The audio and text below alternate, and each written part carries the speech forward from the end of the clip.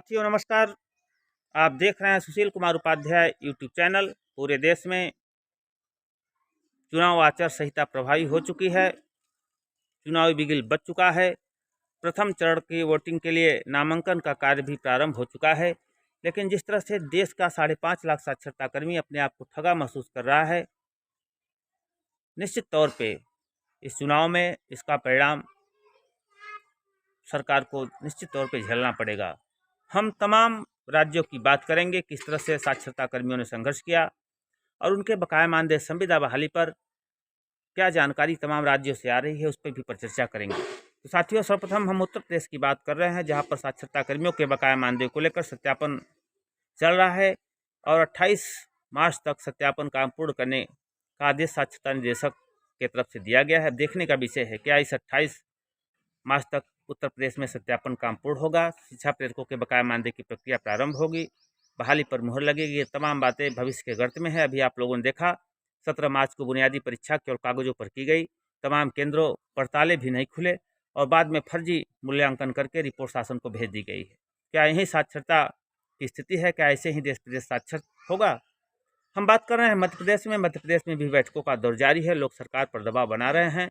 मुख्यमंत्री मोहन यादव तक अपनी बात को पहुंचाए हैं, वहां से भी आश्वासन मिला है। अब देखने का विषय है क्या एमपी में भी शिक्षा प्रेरकों के बहाली के संदर्भ में सरकार आगे कदम बढ़ाती है। अब ये सब कुछ तो लोकसभा चुनाव के बाद ही आपको देखने को मिलेगा। राजस्थान में साक्षरता कर्मियों ने मुख्यमंत्री से मुलाकात की, वहां से ठोस आश्वासन मिला। ग्राम पंचायतों में 45,000 डिजिटल साक्षरता केंद्र सरकार खोलने जा रही है, उसमें शिक्षा प्रेरकों की बहाली पर बात हुई है। अब आगे जैसी भी कोई जानकारी आएगी हम आप तक पहुंचाएंगे। जम्मू एंड कश्मीर, तेलंगाना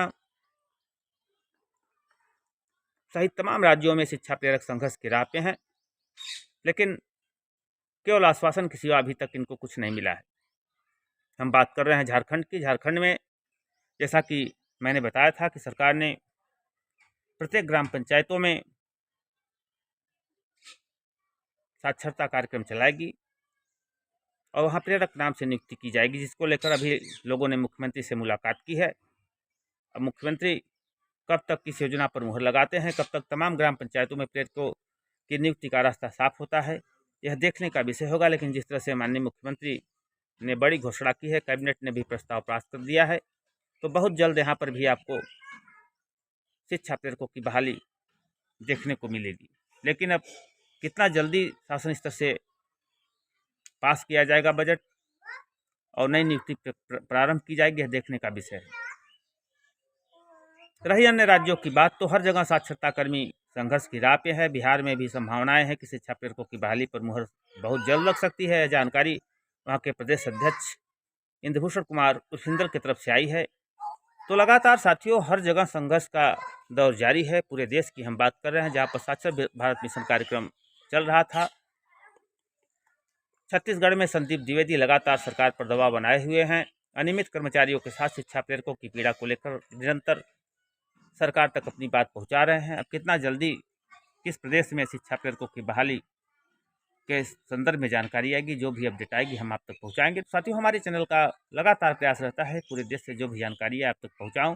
उसके बाद भी तमाम साथियों का कमेंट आता है कुछ नहीं होगा, तो साथियों हम प्रयास ही कर सकते हैं और जो जानकारी देश प्रदेश से आती है वहीं आप तक पहुँचाते हैं।